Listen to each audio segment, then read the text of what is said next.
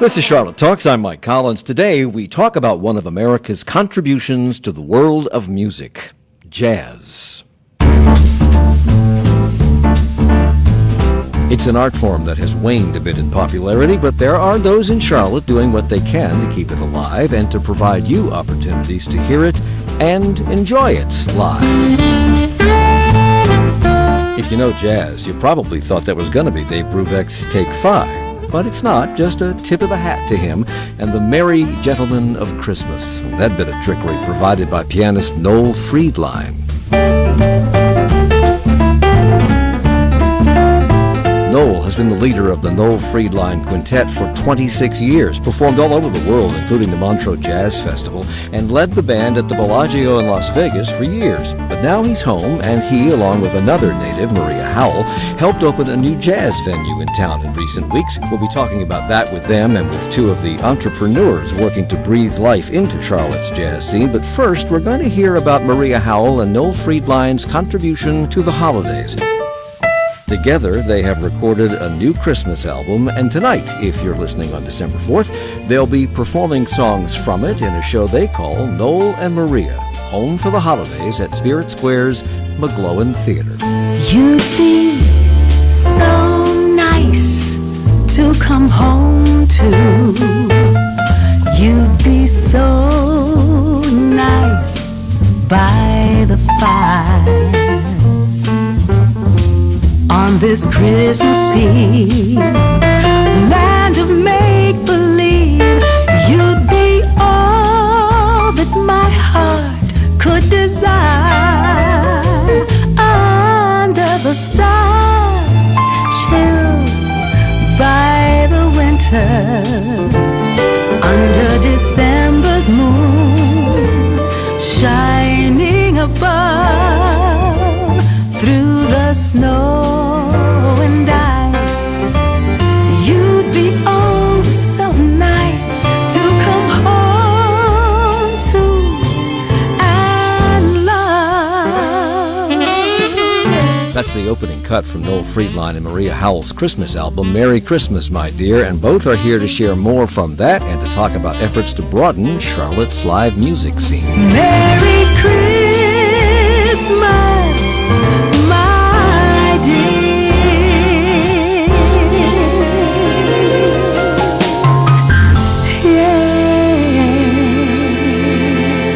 I see no reason to talk because we just sit here and play this music all morning, and we'd be much happier for it, I must say. Maria Howell is to my left, Noel Friedline is to my right. Reversed for you watching on Facebook Live this morning. Thank you for being here. Good morning and welcome. Well, thank you so much for having us. It's a lovely album, and as all your recent work is, and we're going to be playing some of your other recent work as we go through this conversation. The last time that the two of you were on this program, you didn't know it. I suspected it, though.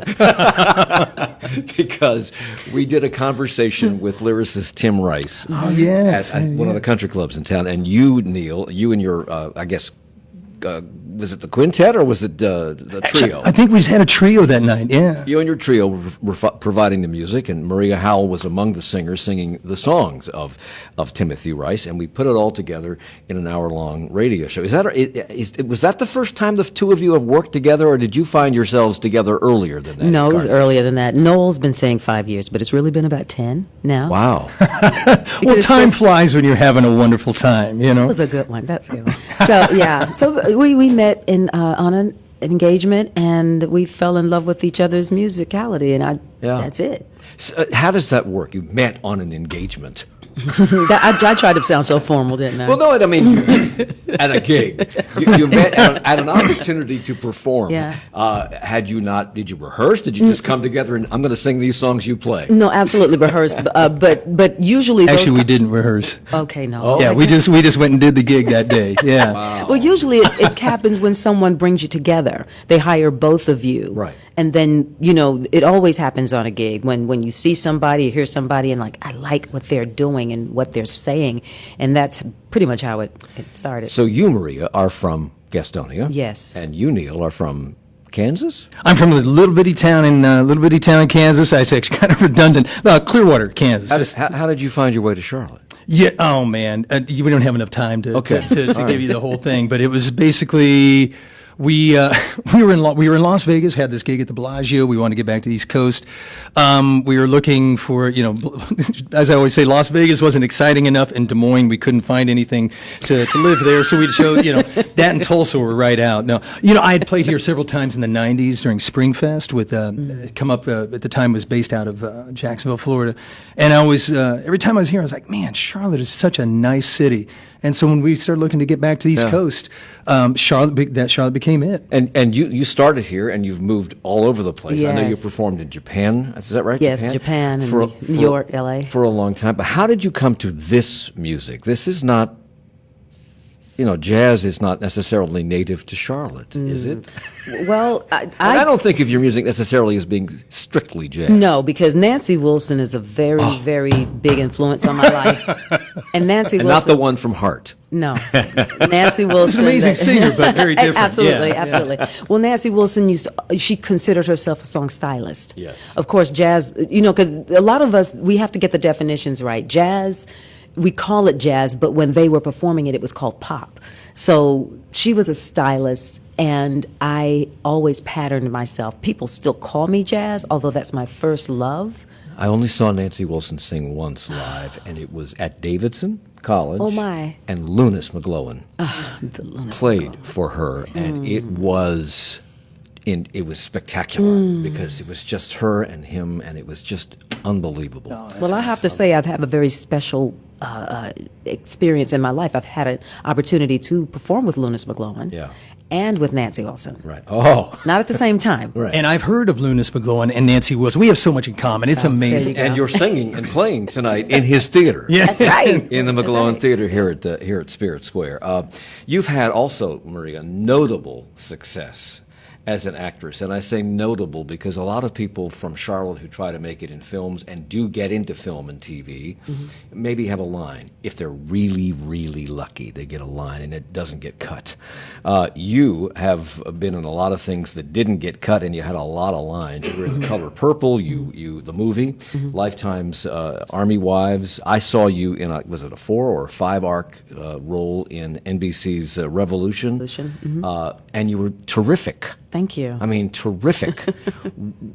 Where does the acting and the singing come together? Which came first, I guess, is the question. Well, according to my family, the acting came first because I was always acting up at home. But I always used to say my mom and dad were my first directors because they always told me what to do.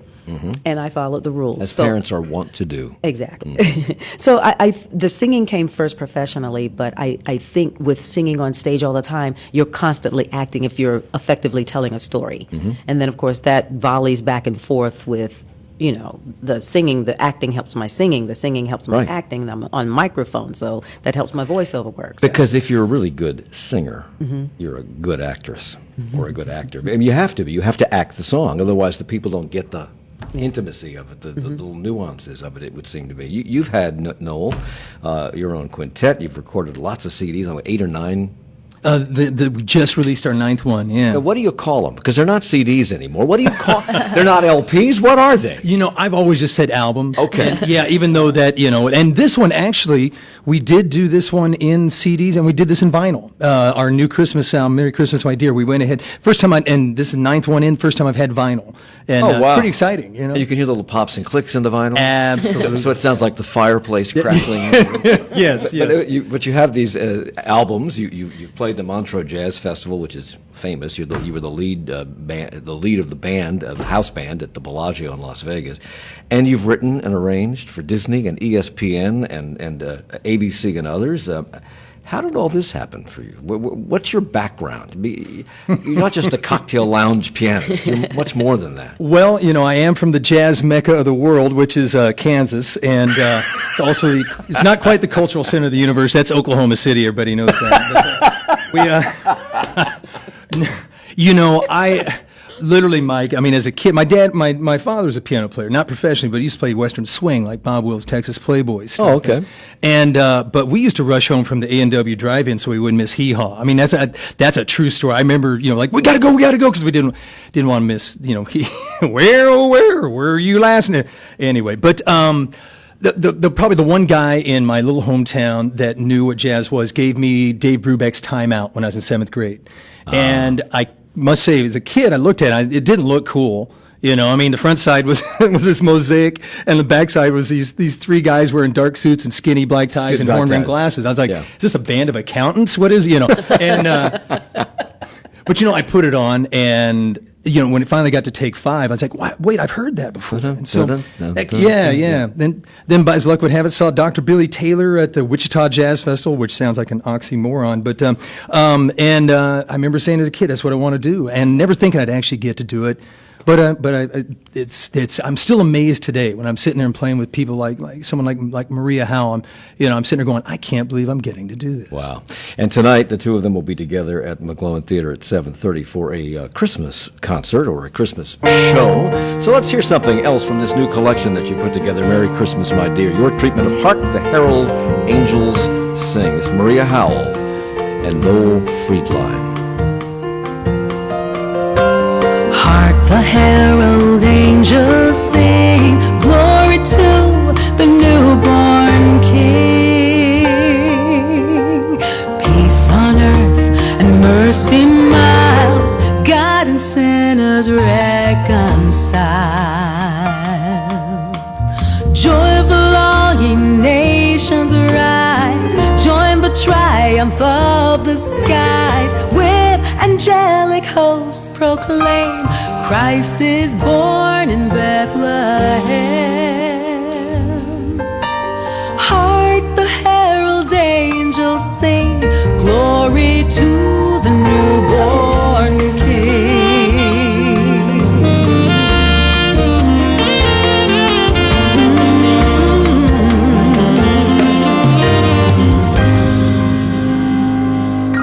Just a little snippet. It's much longer than that on the album. This album has both secular and religious tunes on it. How did you decide what to include? Well, because all these songs are chestnuts. I'm going to say that we wanted to start from a place of songs that we loved, and I always say I consider the audience, the public, what would make them feel something. It was difficult to narrow it down because we had a lot more tunes we could have chosen. So tonight, I'm sure you'll be featuring all of the songs, if not all of them, maybe some of the songs on the album. What else? We'll be featuring the tunes from the album, and then there's some sprinkling of some other tunes, some of the tunes that didn't make it to the album. Not that they're not good tunes, we just looking at the programming and what we had as far as arrangements and string, how did things blend, and so there's going to be some of it's. I doubt there's going to be anything we do that folks won't know. Although we do have this one giant kitchen sink, I can't say kitchen sink medley because it has everything but the kitchen sink in it, which is based around a really old Christmas song called The Holly and the Ivy. Oh, yeah. My mother had a 6-album set from Reader's Digest of Christmas music. I mean, that was one of the tunes that was on there when I was a kid. It's always stuck with me. And it's not just the two of you, you're bringing in other people tonight, including Christian Tambor, who was the music director in Vegas for Clint Holmes. I may be the only person who knows who he is. My name is Michael. That's it. Yes. Yeah, he had a big hit back in the 70s called Playground in My Mind. We're going to come back with more with Maria and Noel Friedline in just a couple of seconds, and we'll add some more people to this mix as well because there's a lot of music happening right now in Charlotte, fortunately for us, and we'll talk about it. It's Charlotte Talks on WFAE. Support for Charlotte Talks comes from WFAE members and Greer Walker, a regional CPA and business advisory firm committed to leveraging specialized knowledge for the real estate and construction industries. Details at GreerWalker.com. And Blue Cross and Blue Shield of North Carolina working on new ways to bring together physical and behavioral health care to address all aspects of patient health. More at todaywe.com/behavioral healthcare. Well, from nice music today to the Catholic Archdiocese tomorrow. The Catholic diocese across the country have released the names of clergy accused of sexually abusing minors. The Charlotte Diocese has not done so, but they say they are committed to releasing those names of the credibly accused by the end of the year. And WFAE's Sarah D'Elia has been exploring the purpose of releasing the names and what happens when they are released, and will join us to share her findings and more tomorrow on this program at 9. Every week we get a report called First-Time Claims for Unemployment Benefits. It sounds simple, but it's not. It's really a measure of worker confidence in the economy. And a particularly salient one because it's not just like, let me answer this survey question, but rather like, let's see what I'm doing with my time and energy. I'm Kai Risdahl, breaking down an indicator next time on Marketplace. Marketplace, this evening at 6:30 on 90.7 WFAE. It's Charlotte Talks on listener-funded 90.7 WFAE and 90.3 WFHE. I'm Mike Collins. More music from Maria Howell and Noel Friedline. Straighten up and fly right. Straighten up and stay right. Straighten up and fly right. Cool down, Papa, don't you blow your top. Ain't no use in diving. What's the use in jiving? Straighten up and fly right. Cool down, Papa, don't you blow your top. Well, the buzzer told the monkey you are choking me. Release that hold and I will set you free.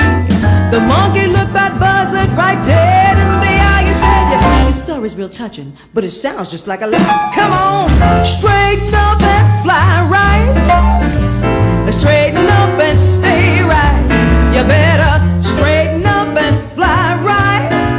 Cool down, Papa, don't you blow your top.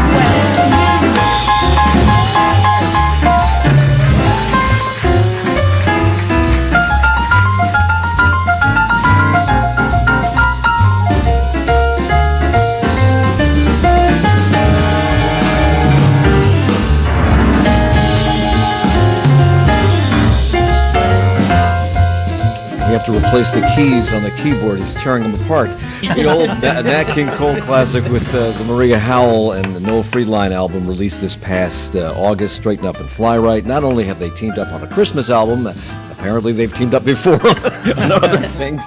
And, of course, the performance tonight at Spirit Square. But they've also worked together opening a new club in town, the Middle Sea Jazz Club. It's a new 200-seat venue that Larry Farber brought to life recently, and he joins us now. Welcome to you. Thank you so much. Pleasure to be here. Nice to have you here. He's here with Maria and Noel, and with a woman who has made it her mission in life to see to it that jazz has a place in Charlotte. Lonnie Davis is responsible for Jazz Art Charlotte and for their monthly concerts at the Jazz Room at the Stage Door Theater at the Blumenthal.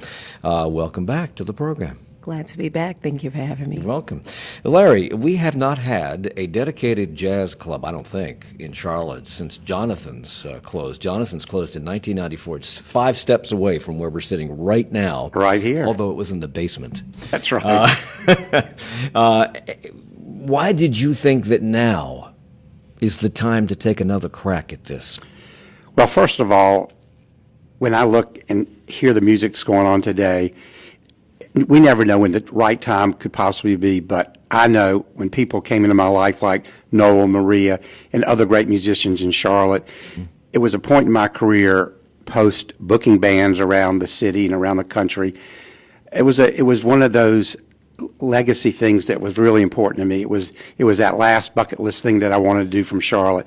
And I really felt, I'm a native, and I watched Jonathan and his dad for a decade and watched jazz come back with great people like Lonnie and Beckler and some other great efforts. But I wanted a club dedicated to the musician. I wanted a place where it was built for the musician. The acoustics were perfect. The instruments were great. The focus and lights were all about music. And I've watched Charlotte mature. This has been something I've wanted to do for a decade. And I jumped in. And I am so glad to say after 1 month, we're off and running. The Jonathan you mentioned is Jonathan Gelman, who Right. helped with his father run the Jonathan's Jazz Club, the Jazz Cellar, I guess. Right. What is now, Duckworth. until it closed. Is Duckworth still open? I think it is. It's on the corner. Yeah, somewhere right here. Tryon and Second. Right. But anyway, he is your general manager. You brought him back from the... You know, things Lazarus. we were having lunch. That's right. I was having, actually, Maria knows this. Maria and Noel were playing a date, and I saw Jonathan in a corner. Mm-hmm.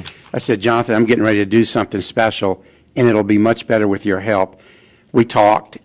I could see sort of that excitement in his eyes, and as he saw the plans and he knew that we had a really good group of folks associated with it, he jumped in, and this wouldn't have happened without his experience. Although I'm told that he asked you a question. Were you going to be doing this for the money, or just or for other reasons? Because it's a terrible way to make money. That quote in the paper got changed around a little bit, but Okay.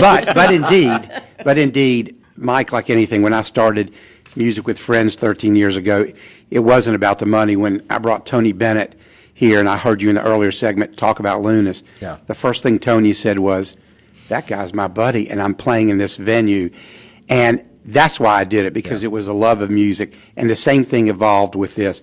We have to make money, but I'm in a point in my life that if we make this much money and I have this much fun and I can do what you just did, hear their music and hear other people, that joy is worth more than any money that I could receive. You've been holding monthly concerts, Lonnie, for years now, I think. How many years has it been? It's been 7 years. A long time. Yeah. So has it turned out to be, because you were on the show at the very beginning of this venture. It wasn't even called Jazz Arts. It was called the Jazz Initiative. Jazz Arts Initiative. So Yes. has it turned out to be, over the last 7 years, what you hoped it would be when you first started out? Because you started out on a wing and a prayer. Yes, we certainly did. I would say we are. Of course, you know, we have big, hairy, audacious goals, and we still do today. And so we're only a fraction, you know, into where we ultimately want to be as an organization. But but you're doing it, and you're doing it regularly. It's not we'll try it for a couple of, and the money runs out, we'll go dark for several weeks, and we'll come back. No, you don't do that. You're there all the time. Are you getting Right. help from the Blumenthal? We are. They are a program partner. It's certainly our program, but they have been in support since the very beginning, and we're very grateful. You called jazz America's classical music. Why? Well, because we created it, and it would not have come from any other place in the world except here in America, and that is due to all of the experiences that went into the creation of that music, and so it is our classical music. You know, Maria said this just before we started. Well, maybe it was on the air that when Nancy Wilson was singing "quote unquote" jazz, it was pop music because they were singing songs from what has come to be known as the American Songbook, most of them, and it was popular music. It wasn't just I didn't think of it as being jazz. When I listened to what we just played, I don't think of that as being, although it's jazzy, I don't think that it's necessarily just, it's not, it's just music to me. Right. But that all changed when rock and roll came in. The instrumentation changed, the sensibility changed, everything about it changed, and you, Larry, were involved in that as a musician and also as a booker. So how does jazz, or what we're talking about today, whatever you want to call it, fit into today's music scene? Hear from both of you about this. Lonnie? Oh, that's a great question. Because you don't hear it on the radio. We hear it on WFAE's high-definition secondary channel, but you don't hear it anywhere else. That's right. Unfortunately, the music has become more of a niche type of a music. I mean, it's never gone away, and I believe it will always be here.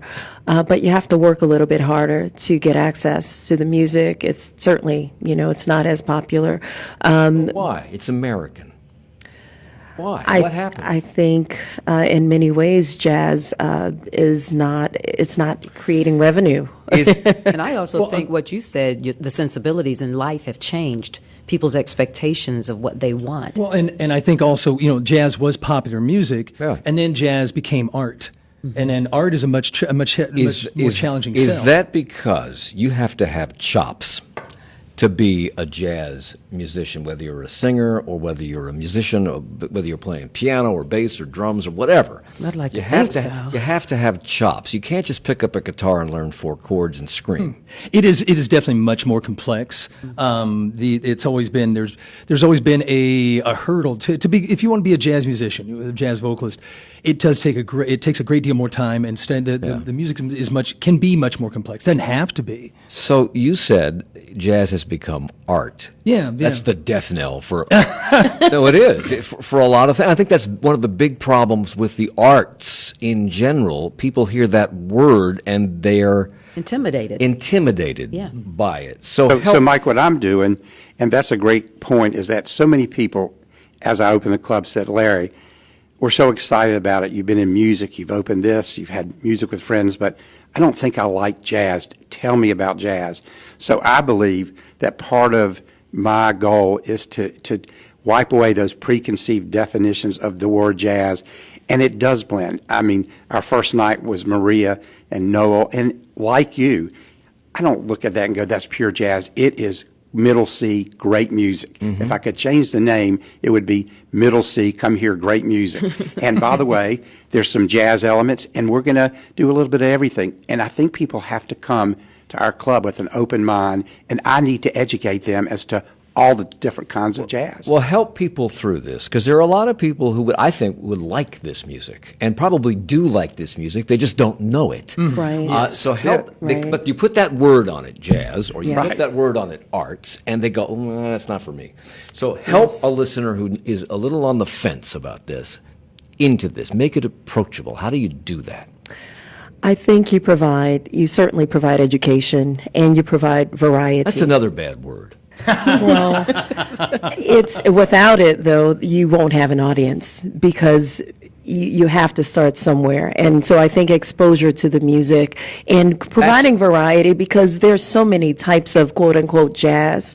And in many ways, jazz is a 4-letter word, because once people hear jazz, they're like, oh, I don't think I like jazz. Yeah. And so it's important to let them know, well, you probably do like jazz, but you just don't realize that this is also jazz. How did a little girl from Gastonia come to approach this and understand it and welcome it and realize that's something that enriches my soul? Because that's what it does. You know what you're just saying is what I was thinking while Lonnie was talking. It's all about an experience.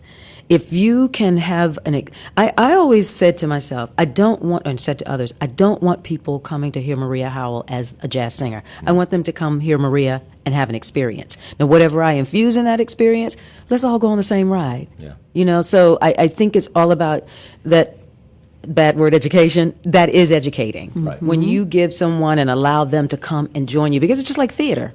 Right. You go and it's an interactive type of situation. I can't do what I do without the audience. The audience can't really get without me. So it's this collaboration. And jazz covers a lot of different territory. A lot of it's been comprised of what, as I've referred to, the music from the Great American Songbook, standards from composers that, if I mention their names, even rock and roll fans who were born last week, I think would know some of these composers' names. But it doesn't have to be that way.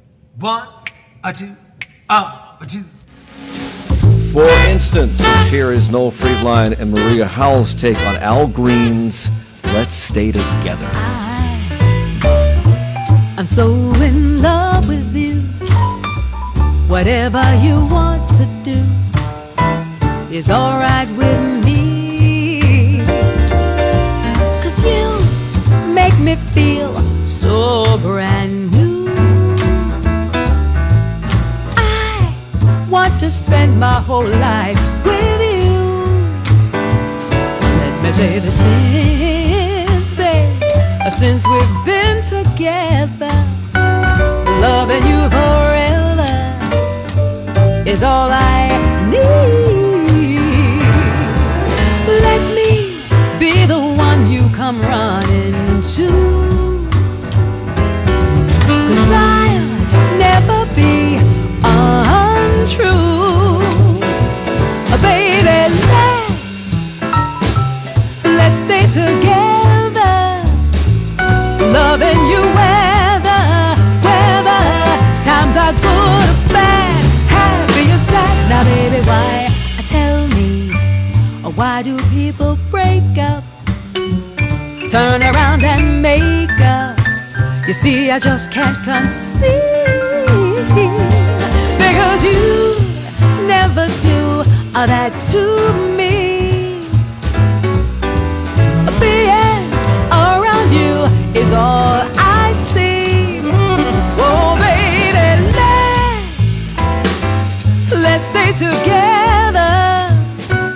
loving you weather times are good or bad, happy or sad, oh baby, good or bad, happy or sad, good or bad, happy or sad.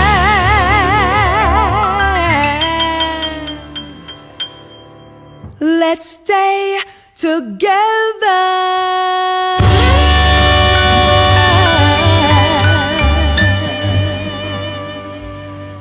Oh my God, that's good. And we just listen to more music. Maria Howell and Noel Friedline, Let's Stay Together, Al Green's classic song. The music scene in Charlotte kind of runs hot and cold, and maybe it's the case almost everywhere in the country, except for a few key cities. And we lost a lot of venues in the last couple of years. Tremont Music Hall, the Double Door, which was there forever.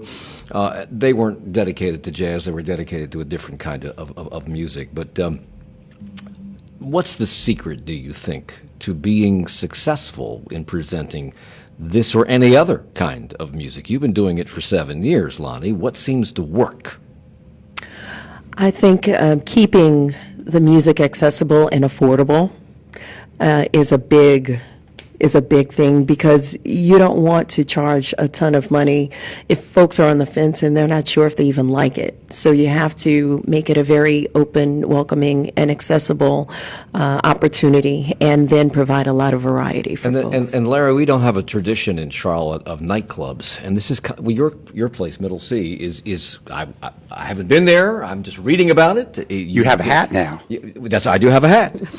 It's a 200-seat room. That's a lot of seats to fill, and it's not a place where you go and have dinner with the piano player tinkling in the background, providing some digestive music.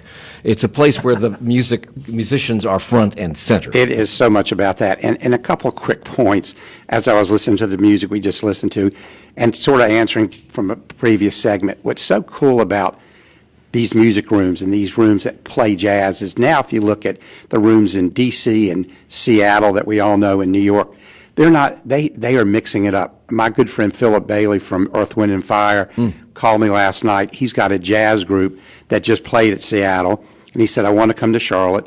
He said, you're not going to believe what I'm doing, but it's me singing what I love. And for me, the love of bringing Philip, doing jazz here, will be incredible. Secondly, when Noel and Maria come back in January, they're doing Stevie Wonder with the jazz feel. So that's the whole point, is it's great music. Yeah. They jazz it up a little bit. They make it fun and entertaining. That is sort of, to me, the biggest challenge is programming, making it exciting, making it fun. And also, for me, I want to bring some big names here that have not been in our circuit. We're going to talk about that when we come back. We should tell people where it is. That would be a good idea.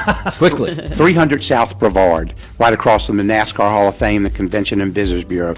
We have the street level side for it. Okay. We're going to come back with more of our four guests here and more music as well. Noel Friedline, Maria Howell, Lonnie Davis, and Larry Farber at Charlotte Talks on WFAE. Support for Charlotte Talks comes from WFAE members and Nexon Pruitt. More than 190 lawyers helping companies meet business challenges in court and at the deal table from Charlotte and 7 other Carolina locations. Next challenge, next level, Nexon Pruitt. And Blumenthal Performing Arts presenting Jersey Boys, the Broadway musical that goes behind the music to the inside story of Frankie Valli and the Four Seasons, Friday through Sunday at Ovens Auditorium. Tickets at blumenthalarts.org. The House Judiciary Committee enters a new phase of the impeachment process today as they hold a hearing on the constitutional grounds for impeachment. A little history lesson about the history of impeachment and also the Constitution. NPR and WFAE has live coverage beginning in 20 minutes at 10 o'clock right here on 90.7 WFAE and on WFAE.org.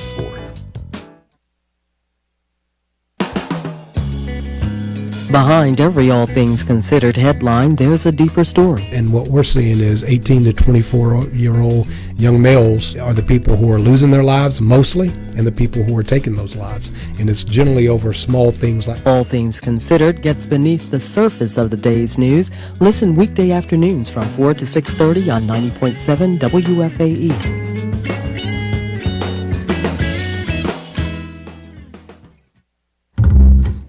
It's Charlotte Talks on WFAE and WFHE. I'm Mike Collins. Lloyd on Facebook says Noel Friedline is the Mozart of jazz, and Maria Howell is the Leontine Price. And there she is. Love 'em, love jazz. I celebrate its revival, and that's what we're talking about today. But first, a little more music. Old Devil Moon. I looked at you and suddenly something in your eyes I see soon begins bewitching me. It's that old devil moon you stole from the sky. That old devil moon in your eyes. You and your glance make this romance too hard to handle. Stars in the night blazing the light can't hold a candle to your razzle dazzle. You know you got me flying high and wide on a magic carpet ride full of butterflies inside. I wanna cry, want to croon, I wanna laugh like a loon. It's that old devil moon in your eyes.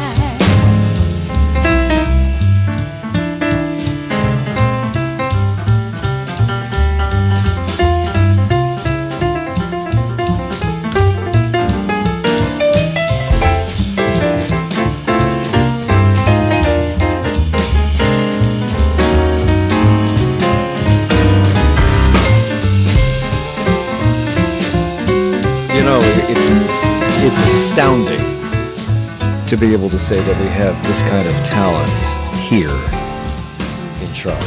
I mean, it's astounding.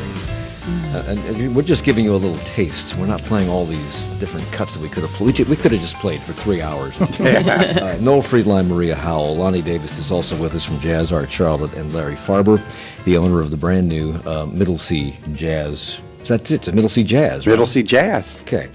You've been working with this Jazz Arts Initiative, Lonnie, and trying to build it into what you hope will be one of the significant arts groups in Charlotte, right up there with the symphony and the ballet and the opera. And you told that to Larry Toppin, a great critic who used to write for The Observer, and still does, back in 2015. Are you on your way, or have you arrived?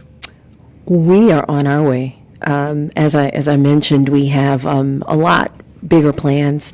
We do want to continue to help change the culture of the city by bringing in, making Charlotte a jazz destination. Yeah. And many other organizations across the country are doing the work that we're doing, and we aspire to do that same work. If I'm not mistaken, you came here from Atlanta. Is that right? Oh, no. No, I'm wrong? New Orleans. Oh, New Orleans. That's even better. Yes, sir. There goes my question, because I had remembered Atlanta for some reason, but New Orleans, as we all know, is a mecca for music, and you did perform, Maria, in Atlanta for a long time. 14 years. Yeah, with Bill Wilson, who was Teddy Wilson's son, and Teddy Wilson's a jazz who used to perform with Billie Holiday. Compare our two cities. We're always in this competition with Atlanta. So compare our two cities musically. Well, interestingly, Charlotte is still the standard for me. Are you personally? serious? Yes, it is. For a lot of the places I've traveled. For one, because it's such a melting pot. A lot of camaraderie is here. I've never seen in any other city I've lived in, ever. Among the musicians? Among the musicians, yes. Amongst the musicians. There's always been this support here in Charlotte. And I started in Jonathan's Jazz Cellar a long time ago. And it's just, there's always this spirit of love, of music, of brotherhood, sisterhood here in Charlotte that I've never seen anywhere else. And it has to be love that drives this on all of your parts, because you're not going to get rich necessarily doing what you're doing. Well, I mean, when I'm not playing, man, I'm home counting the money. I mean, because keeps your fingers exercised. My son told me last summer, he said, "Dad, I want to go into music." I said, "That's great, son. You'll have the opportunity to make tens of dollars a year." And you just opened this club and you put $25,000 into a piano. And that's love, because Yeah. And as Noah and Maria know, I have another couple of pianos at the house. So I told my wife, things go badly, there's another piano coming. I'm sure everything over. Seriously, Mike, when you sit in this room, and I probably get in trouble for saying this, but part of what has motivated me to have this club is I really think Charlotte, more than Atlanta, as much as New York, L.A., anywhere, have musicians like Noah and Maria. And I promise you, when my friends come and other agents come, and by the way, I had Paul Reiser here on November 2nd, the same night as opening night. I took him over to hear you. He goes, I came all the way from L.A. to hear world-class jazz like this, and he meant it. There's nobody any better in the rest of the country than what you have sitting right here. I promise you that. Yeah. You, both of you, Lonnie and Larry, have been described as audacious. It takes that. Because of your ambitions and the kind of music that you're presenting to people, which is not necessarily the biggest draw. And as I said, you sunk a lot of money into this club. For many people, coming to that club will be a new experience. Right. So what can they expect? I remember getting this question when the Broadway series was just beginning to build steam here. And people would call and say, I've heard you talk about whatever the show was. And wife and I would like to go, but we don't know what to wear. We don't know what to expect. What do we do? How do you dress when you go to the movies? Go. You can expect to be entertained, to have fun, to hear music as though it was in your living room, to be able to really notice that we spent our money on acoustics, on instruments, on sound. We put in a sound system that is honestly better than any sound system in any club that I have been to. When we looked at our budget, Mike, the thing that I want, furniture is important, food is a necessity, great drink is a necessity, but for me, it was about creating a sound system that allowed our patrons to hear it in the best possible way. So we did that, and we want the culture to be inclusive. We want to be friendly, and we want to give artists of all, just like Lonnie does, from the people that are just starting to the greatest names out there, an opportunity to have Charlotte as their stage. And the Jazz Room, Lonnie, which is at the Stage Door Theater, a lot of people don't even know the Stage Door Theater exists. It's at the corner of Fifth and College, and it's called the Stage Door Theater because it is the stage door to the Belk and the Booth theaters. But you're in this little black box theater. What's so nice about that place, it seems to me, is just how incredibly intimate it is. Yes, I think that is one of the secrets. That's what audiences want. They want an intimate. You're right there. Absolutely. You're right up on the musicians. It's a very casual and intimate opportunity for people to, excuse me, be really close to musicians. And I have that effect on people. Yeah. They get all choked up when they talk to me. Excuse me, yes. And so, yeah, I think just, allowing folks to have a firsthand experience and, be in a room that's very small and just feel like they have a connection with the musicians. I think that's very important, and I think that's why that room has worked so well for us. Noel Freeline and Maria Howell are playing tonight in not quite as an intimate room as the Stage Door, but it's not nice. quite pretty close. It's actually it's kind of close to that. The McGlowan Theater. 600 seats or somewhere in that neighborhood. It is, but that some theaters the audience feels a long ways away. And as Lonnie was saying, as a musician, man, I'm happy to have folks sitting literally. Right. It's like sit on the bench with me. When I can feel people, it's the best. And it is a great music room, the McGlowan Theater, which is why Music with Friends is there. Mike, and I'll only take 30 seconds to tell you, but I promise you, the thing that has given me the greatest satisfaction after 40 plus years of booking bands is the Tony Bennett's telling me that putting his mic down and going, "This is an old church. I love it." Glenn Fry, Gladys, Aretha, on, and every one of them come back and go. They walk out, they see it, they feel it, and it's just an out-of-body experience. Do you think about that, Maria, when you go into a venue, and you've sung before at the McGlone, but do you think about the people who have been on that stage Absolutely. for you? 'Cause Absolutely. It's remarkable who's been on that stage. I actually opened up for Tuck and Patty years ago on that stage. I've performed, so many, Bobby McFerrin, and to be on the stage and to look out into the audience and see those stained glass windows is really effective for me. It's really inspiring to know that was a church because, really special to see the people that close. Let's get another taste of the two of you together here.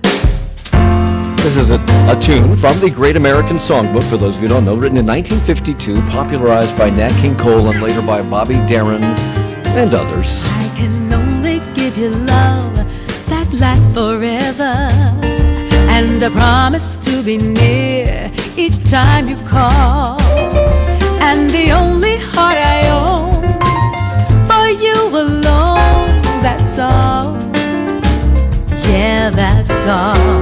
I can only give you country walks in springtime, and a hand to hold when leaves begin to fall, and the love whose burning light will warm the winter night, that's all, yeah, that's all.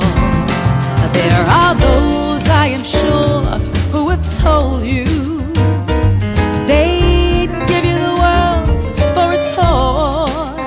All I have are these arms to enfold you, and a love time will never destroy. If you're wondering what I'm asking in return, dear, you'll be glad to know that my demands are small. Say it's me that you'll adore for now and evermore, baby, that's all. Yeah, that's all.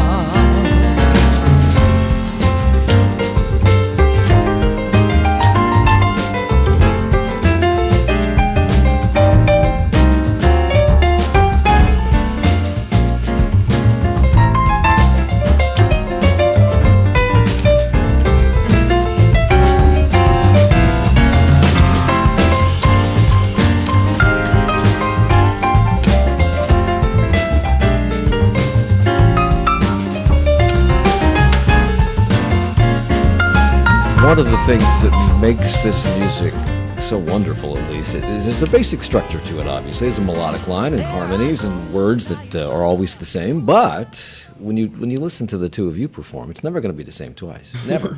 Never. That's the nature of the beast. So how do you do that? Because I've always gotten the impression, and I know this to be true because I've talked to people about this, that you just feel each other out. It's called trust. Yeah. That's exactly the word I was going to. Yeah, it's called trust.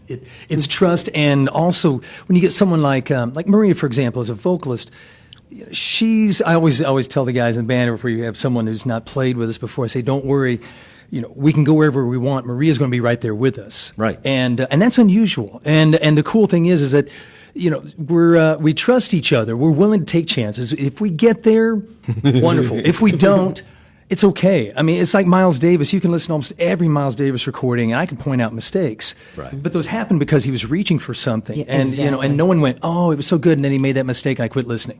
It was like, "Oh, did you hear what he was going for?" And it's so honest, and there's no, he's not thinking, he's in the moment, and so that's the one thing about that I've always been attracted with jazz, in particular, is the improvisatory element, and when you get the right musicians, again with that trust. You can go places, and that's where the magic happens. Mm-hmm. Now, the trick that happens is you'll do something, and it'll go someplace you did not intend, completely a different place, and you think, oh, let's do that again. But the magic's in the moment. I've right. discovered the hard way, like when you try and recreate that magical moment, you go, oh, it wasn't as good the second time, because you force the music to go somewhere as opposed to listening to where the music is taking you. It's completely inspirational. It's just, Absolutely. Who knows where it comes from? The muse. Who knows? When a club like Middle C opens, is that competition for you, Lonnie, or does that broaden the base? I think it helps to serve the mission of our organization, which is to build an audience and connect community. And so when clubs like Middle C and hopefully more will open here in Charlotte, it will only help to grow the jazz ecosystem here in our city, which is what we really want. So who's coming up next at Jazz Arts, or in the next couple of months? Well, next couple of months, we have our holiday edition show, the music of Vince Guaraldi and A Charlie Brown Christmas, and that show has been sold out a couple of weeks. So I wish, but we do have a tribute to John Coltrane in January.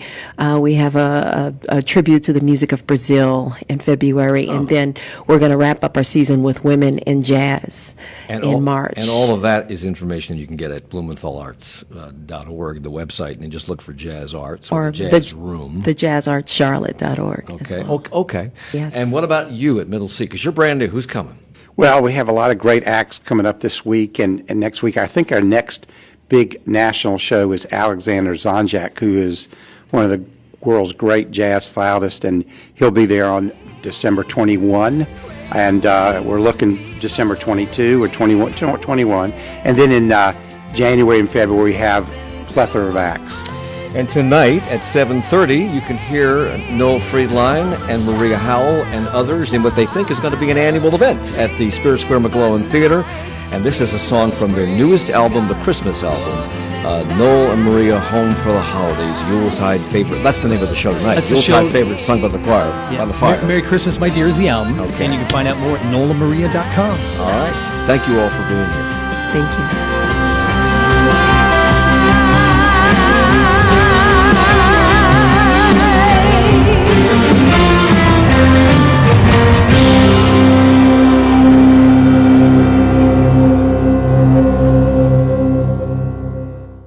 Charlotte Talks with Mike Collins is a production of 90.7 WFAE.